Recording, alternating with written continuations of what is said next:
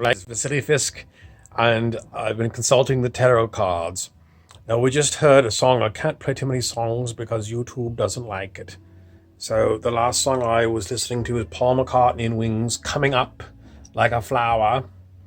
And the next one is called The Beatles, Free as a Bird. Okay, I got to turn it off because they get very mean-spirited with me when I play too much music.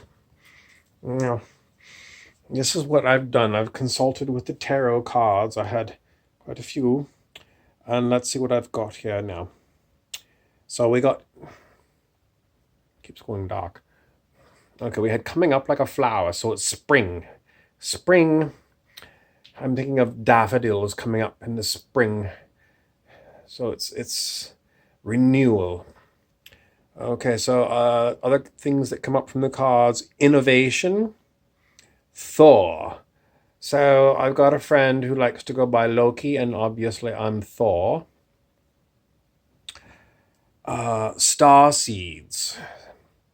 Well, the flowers come from seeds, a lot of them. Daffodils, I think, come from bulbs.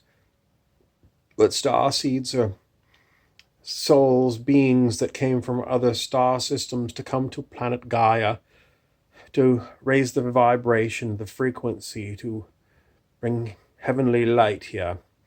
So if you're a star seed or a star seed wannabe,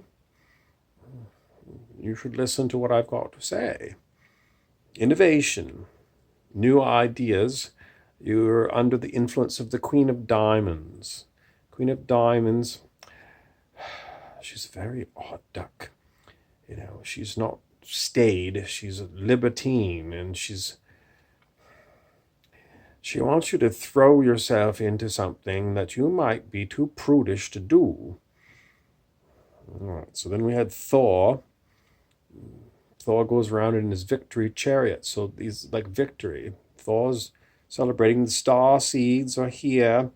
Oh, this was one especially that we need for our channel because we're supposed to be a comedy channel, and sometimes we get very bogged down in horrible lectures.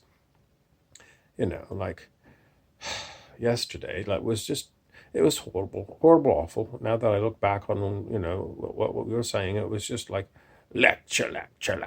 It's like, the old masculine energy. It's like standing behind the lectern, professor. The professor is going to give you a stern talking to, and that's what we did. And looking back on it and looking at the cards are saying nothing like that at all. They're saying, remember to joy, like joy as a verb, all right? Remember to joy. So maybe forget about all those things that we put yesterday. Spring flowers. It was that song Coming Up, Paul McCartney and Wings, Spread Your Wings. Oh, here's one that's very important. Now we have this problem in our group. It's like, it was the 5 of staves. You put 5 staves together, and what happens? It's just a mess. It's just a mess. Nothing good comes from it. Someone wanted to say make a teepee out of them, and then we were told earlier today by another article, is like, well, if you're a pale-skinned person, you can't even say the word teepee, so we got to take it out of your vocabulary. I don't know what to do, but, basically they're saying 5 of staves, it's listening to others, and, don't be a know-it-all, and sometimes we get into terrible arguments. It's just awful arguments over, stupid things.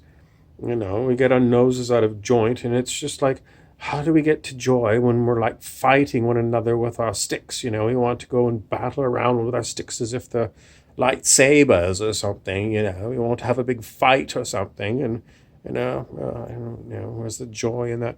So we need to listen to others and get out of fuzzballs. Fuzzballs are like in World War II, the fighter planes would go round in circles, or maybe it was Snoopy and the Red Baron. They'd get in a fuzzball and they'd shoot at one another, and that's what it seems like we do way too much around here. I'm terribly sorry.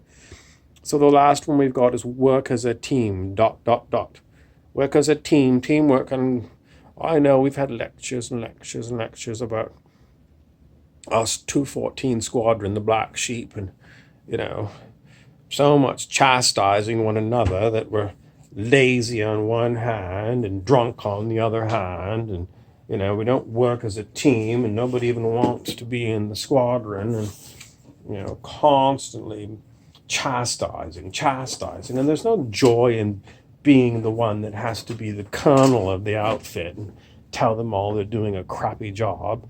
You know, the colonel just wants to step down and be a lowly private and not have to bother with it all. So it's terrible bother to be the disciplinarian. You know, it reminds us of Jonathan Quayle Higgins, who was the caretaker at Robin Masters' estate in Honolulu on Magnum PI. Now, we haven't watched the new Magnum PI, but the old one, Jonathan Quayle Higgins, you know, he was British, and I don't know if he was an officer material. I think he went to Sandringham. I don't know if he was a sergeant. I'll have to look it up. But Jonathan Quayle Higgins, you know, he was all about deportment and, you know, carrying yourself properly. You know, and he would always chastise Magnum because Magnum was a libertine. You know, he wanted to take the Ferrari and go for a lovely drive. You know, and it wasn't like Magnum was a, you know, real ladies' man. I mean, he liked the ladies, but he wasn't, you know, he wasn't. I'm thinking of Donald Trump and the stories about, I can't even say it, it's, you know, cat people and things. It was just, you know, the horrible things that he apparently did, you know, that was reported. And Magnum wasn't like that. You know, he was friendly, and I think I don't know if he even ever kissed the girl, you know. Rumors of him being a homosexual are greatly exaggerated, I'm sure. But he did have those mustaches, and back in those days, those mustaches were like the Macho Man of YMCA. The Village People had mustaches, and, you know, in San Francisco, it was like a train conductor, train engineers, you know, it was like the engineers. What did you call those kind of, you know, they had a bib up the front and straps over the back. And anyway, everyone knew that there was something to do with gay pride. And, you know, Tom Selleck, I think they used to say on datalounge.com, it was like a place where they would out the homosexuals. I'm sure they said that. I mean, they talked about so many being friend of Dorothy. You know, a friend of Judy Garland was Dorothy in The Wizard of Oz, and Judy Garland's daughter was, didn't we talk about this already? Liza Minnelli, who was in Cabaret, which was set in a Berlin drag queen bar in the Weimar Republic between World War I and World War II, which is very libertine. It just goes on and on and on. Anyway, I mean, everyone knows that gay means happy. And then it got to be tawdry. It got to be like, I'm not even going to talk about it. It's appalling when people say, you know, it's just throwing dirt at one another. See what will stick. Anyway, Ode to Joy you can play, and you can play Coming Up by Paul McCartney and Wings. I'm VaSilly Fisk, you see. I've told you before, it's Fisk. Fisk and Chernyenko on Carnaby Street in London, just close to Canary Wharf. I don't know what else to tell you. I'm sleepy tired. I need to go to bed. I'm trying to figure out Lil's Hobby Lobby. This is Hobby Lobby. I used to be Lil's Hobby Lobby in my little town, and it's gone out of business a million years ago. I used to love that place. You could go in, they had train sets and, I don't know, little drums and little, you know, I've got little drummers like, you know, there's these two little fellas. Hope you can see them. They're little panda bears, and they've got little snare drums. Little drums. That's what you could get at Lil's Hobby Lobby.